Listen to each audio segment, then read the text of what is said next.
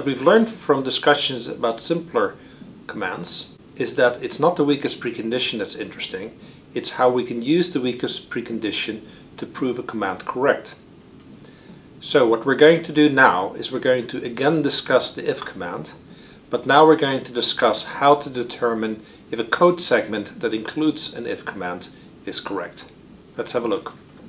What did we do previously? Well, we had a prototypical if command, and what we said was if we know that R has to be true after the command is finished, then if any of the guarded commands is executed, R must be true after that command. And then we said, but that means that the weakest precondition has to be true before the command is executed, and that then allowed us to discuss what the weakest precondition of the if command was. What we're going to do is we're going to annotate our if command differently. It's still the case that after any guarded statement or command is executed, R must be true. But now we're going to say, look, if Q is true before the if command, and if we know that G0 is true, then immediately after that, and before statement S0 is executed, Q and G0 must be true, and therefore the Hoare triple Q and G0 S0 R must hold if this is to be a correct code segment within the if command. And the same thing of course is true for the guarded statement with G1 through GK-1. And what does that mean? Well, we can go down the checklist instead.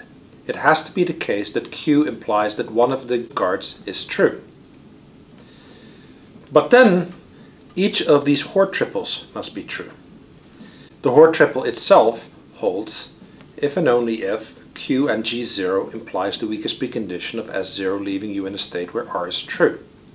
So each of the individual Hoare triples we can check by checking whether this implication holds. What does that mean? Well, it justifies what we call the if theorem.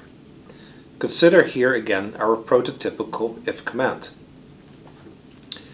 This if command is correct if and only if Q implies that one of the guards is true, and for each of the guarded commands, Q and the guard for that command implies the weakest precondition of that command, leaving you in a state where R holds.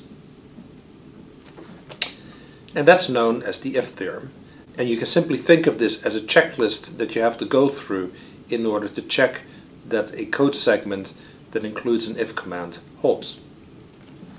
So here's our example again where we set z equal to the absolute value of x, except that I stated the post condition slightly differently. I stated it as x is greater than 0 and z is equal to x when we're done, or x less than or equal to 0 and z is equal to minus x.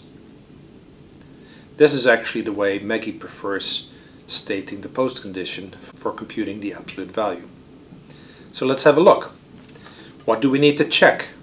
We need to check that Q implies G0 or G1. We need to check that Q and G0 implies the weakest precondition S0R. And we need to check that Q and G1 implies the weakest precondition S1R. Check the first one. That's a matter of instantiating.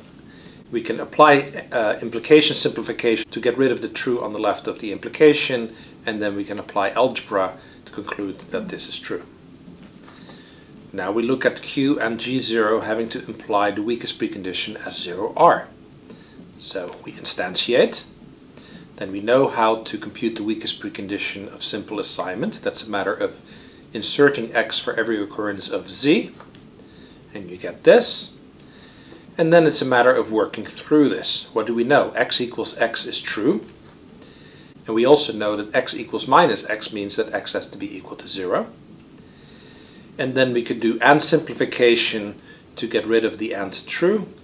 And we can do some algebra to conclude that in the second disjunction x must be equal to 0.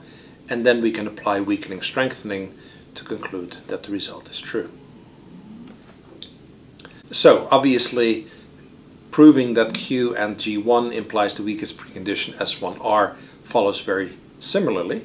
So what I'm going to do is I'm going to leave this as a homework, and I will see you in the next video.